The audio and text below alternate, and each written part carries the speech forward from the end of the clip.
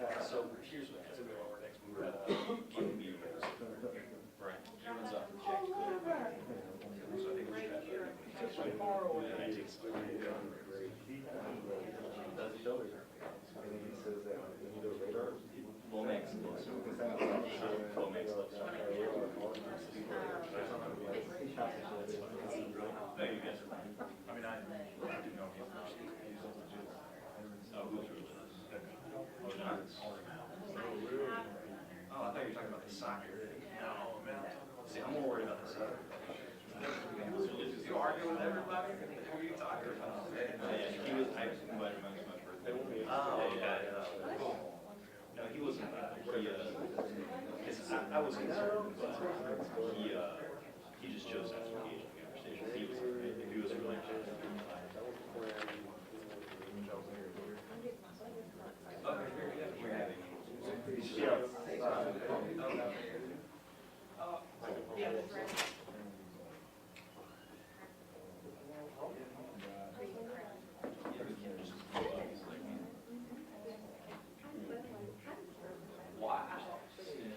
Wow. We chose 3 years for a good relationship, and this is how you're handling this. Like,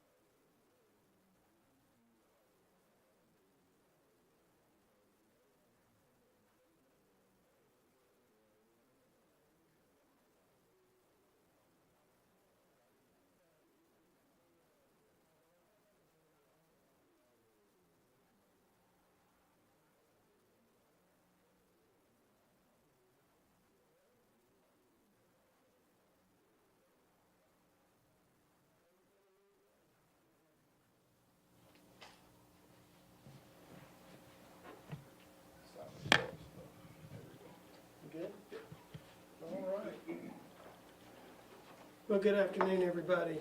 Thank you all for coming. Today, we're going to do a couple of things. We're going to talk about a couple of incidents that occurred around March 1st. As those of you that live in Collierville know, there's been a cloud over our community ever since March the 1st, involving some of our local restaurants. This investigation also touches the sheriff's office because one of our complainants was with a victim of a traffic fatality the night just prior to her crash. And so today I want to thank Sheriff Buckner, Chief Deputy Buckner for their support, not just today in this investigation, but every day. Our teams work together through data smart policing and other things to make sure that our community is safe as possible. So thank you, Chief, for what you've done. So what I'm going to do is I'm going to speak on the incidents here in Collierville and give you some clarification because hopefully today we can reduce some fear and that we can remove that cloud that's been over some of our local restaurants. Our initial complaint was taken on March the 1st from a friend of the traffic fatality the night before. So that's the connection between the two. Our complainant believed she had been at Casa Mexicano restaurant and believed that her drinks and possibly the victim of the fatality drinks were tampered with, possibly drugged. Our detectives began the investigation immediately, even accompanying her at that point to a local hospital to be tested. Shortly after those tests were done, we received the results and there was no drugs found in that. The victim went to a second lab, or I say the victim, the complainant in this case, went to a second lab to confirm the initial test, and also those results were negative for illegal drugs. As the story began to get out there in social media, what we started experiencing were additional calls. People began to get fearful that they possibly had, many of them had bad reactions or in their mind bad reactions or abnormal reactions to drinks that they had ingested here at local restaurants. And so over the next few weeks we received 11 additional complaints in the same manner. 3 restaurants were involved. It was Casa Mexicana, Frida's, and the Shoba. Our detectives, and I want to say how much I appreciate the hard work that not only them, but the sheriff's investigators, how they work together, but they went through hours of video. They conducted many interviews.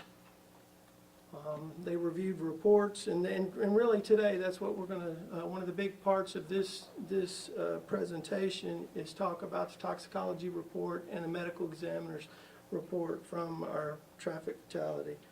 But I do want to say how much I appreciate the work of CPD detectives because every complaint that came in was investigated fully. Some of them were almost a year old that they went back, but they continued. And I want to emphasize this, so please listen to every restaurant that I mentioned. Every one of them was fully cooperative. They provided employees for interviews. They gave video for them to review. And so we feel very confident in the results of this investigation. Not only did the Sheriff's Office assist us, but we also had Alcoholic Beverage Commission that came in on this, TBI.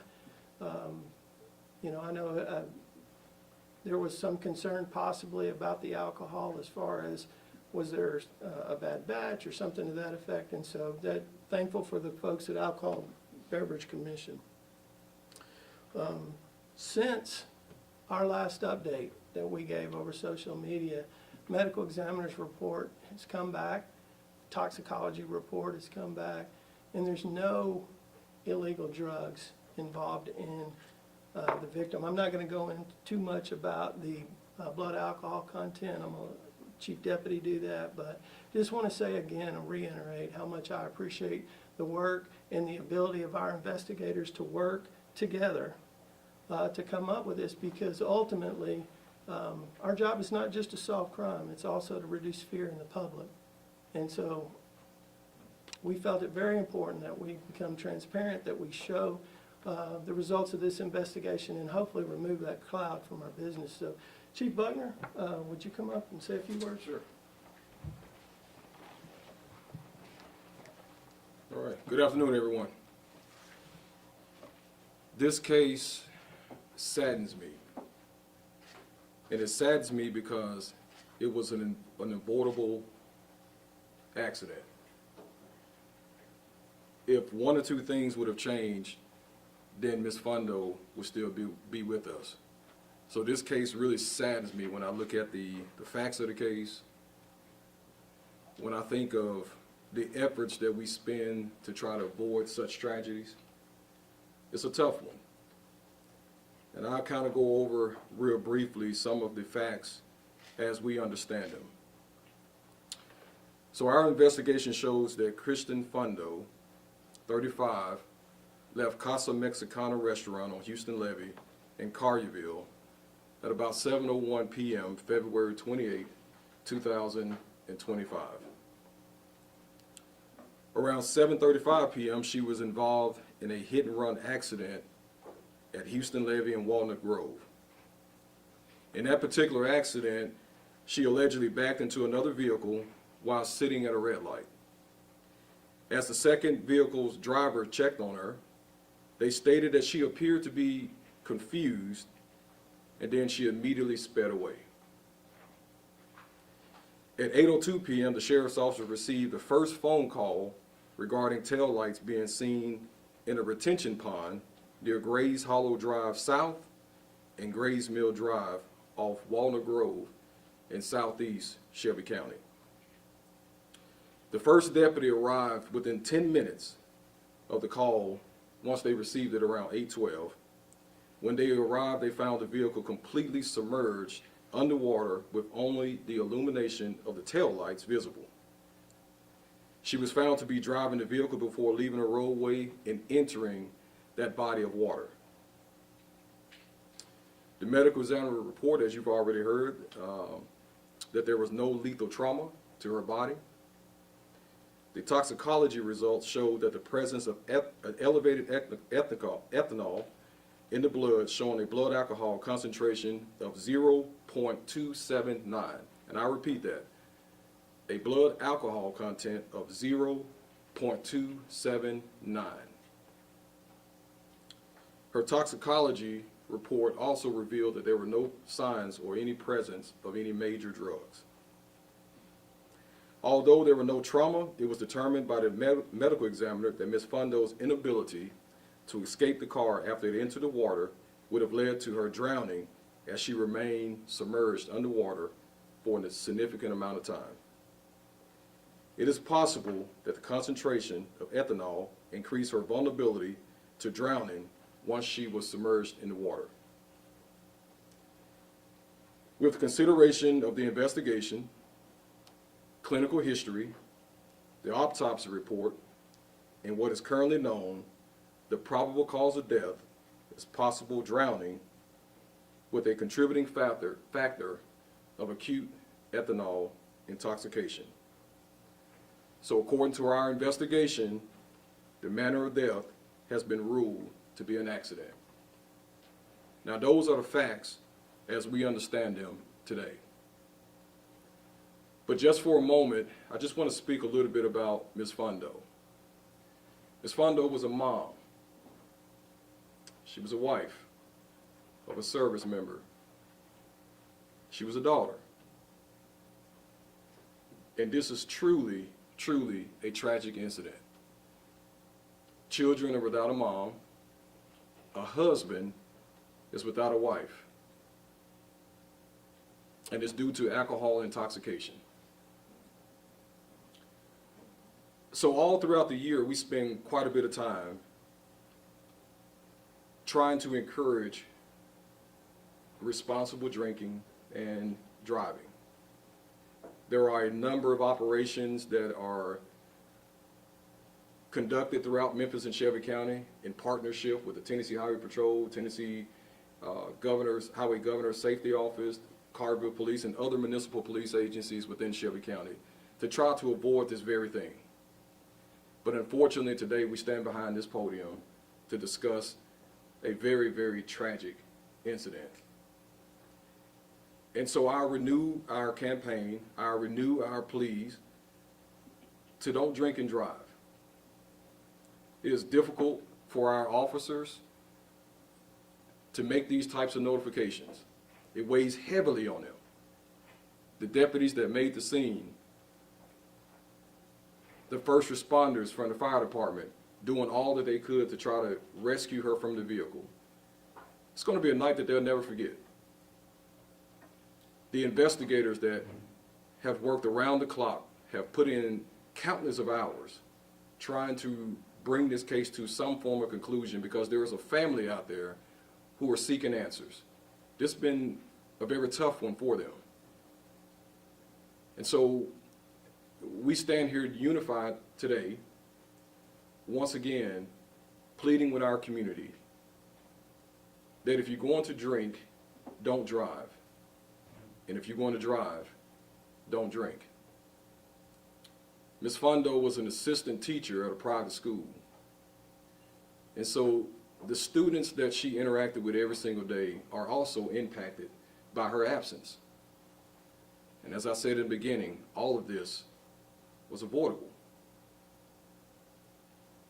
And so I had the opportunity earlier to speak with Mr. Fondo, her husband, and he's completely torn apart. He is still trying to make sense out of a senseless situation. And so today, I certainly want to use this opportunity to just remind all of us about responsible drinking.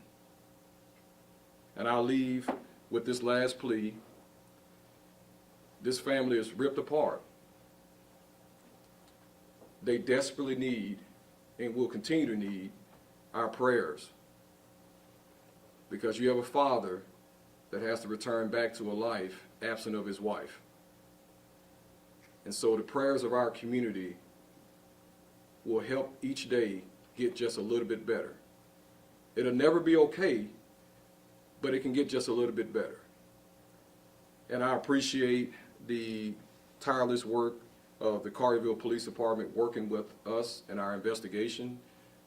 Obviously, the night of, we had more questions than we had answers. And so working with the Colliervillle Police Department, it allowed us to kind of piece together what happened before Ms. Fondo entered that body of water. And so to Chief Lane and his entire staff here at the Colliervillle Police Department, they have been absolutely professional, and we appreciate all of the assistance of your agency and the city of Colliervillle. And with that, I'll step away. Thanks, Chief. All right, Chief, don't go too far. We will take some questions now if you have them. Yes, Abigail. You talked about that some of the complaints you have were about a year old. How long can people report that and you'll investigate it? What's the limitations on that? Well, we're going to do everything we can. Obviously, when time passes, our ability to investigate is diminished. But if our community reports a crime to us, we're going to investigate it. We're not just going to say that's been too long and let it go. Anybody else? Any other questions? Can you remember a time, I mean, you talked about the exhaustive efforts that went into this. I mean, it sounds like it was pretty much all hands on deck. Have you ever experienced something like this, having all these complaints and having to go back all this time to these restaurants? Well, I mean, it's not in this specific type of case, but in others. I mean, a lot of times social media is wonderful, right? We all do it, but sometimes every time that story gets told, you add a little bit more to it, and then ultimately, in some cases, the fear level just skyrockets. And so the point of today is, I agree with Chief Buckner. It's a tragedy for a family, and our heart breaks for them. But it's a huge opportunity for us. If you suspect a crime, that you've been a victim of crime, let us do our job. Let us come in. Give our investigators a chance, because I'm just like I told you before, I'm extremely proud of the detectives and every policeman in Collierville, but they work hard and they want to make a difference. And so in this case, there's some things that create more priorities. If we would have had, this initial complaint came in, if there would have been anything that substantiated, it would have, I mean, we took this to the highest level right from the get-go. So we had to make sure public safety is paramount for us. So there's no crime, no amount of time that's going to stop us from investigating if you know, if there's a complaint. But it's definitely unusual, Shay, to your point. It's not something that we see every day. And, you know, we're blessed. We have a wonderful community out here that supports law enforcement, and they're very positive, and they support each other. It's usually what you see as neighbors helping neighbors. And so that's what I hope happens for this father and this husband. Any other questions? Chief, I have a question Yes, as ma'am. well. We heard about the husband's response to hearing this news. What about the other complainants? What was their response when, or what you told them as well in regards to their cases? Well, some of them are probably hearing it today. I mean, we've wanted to make sure that, you know, what we've been holding on is the medical examiner's report. And so once we got the medical examiner's report, the toxicology, it confirmed what our investigators were finding through their investigation. Now, they've been in contact with different groups, the people they've interviewed and on, so they've kept them up as best they could. You know, when the case is still pending, you can't release a lot of information at that point. Any other questions? What kind of response have you seen from the participating restaurants? What have they shared about how these accusations, these complaints have impacted their business that would invite you all to speak up on it? Well, I personally haven't talked to them, but, you know, I can only imagine if people believe that they're potentially being poisoning at a restaurant, that's probably not very good for your business. And so for us, again, it wasn't as much coming to the rescue of businesses, it was to reduce fear in the mind of the public. Because Collierville's a wonderful place. We want people to come to our restaurants, and we want to, when we have information that can prove that you're safe, we want to get that as quickly as we can. But I would only be speculating if I gave you an answer to that. And my speculation would be it's probably pretty negative for them the first few days of this. That's why it was so important for us to have this today, to bring that fear level down. Yes, sir. Anybody else? All right, well, thank you all so much for coming again. Chief, thank you for coming all the way out to Collierville. I asked him to come out here because I thought you might have some questions, and his team played a huge role in helping us through this. So thanks again, sir. All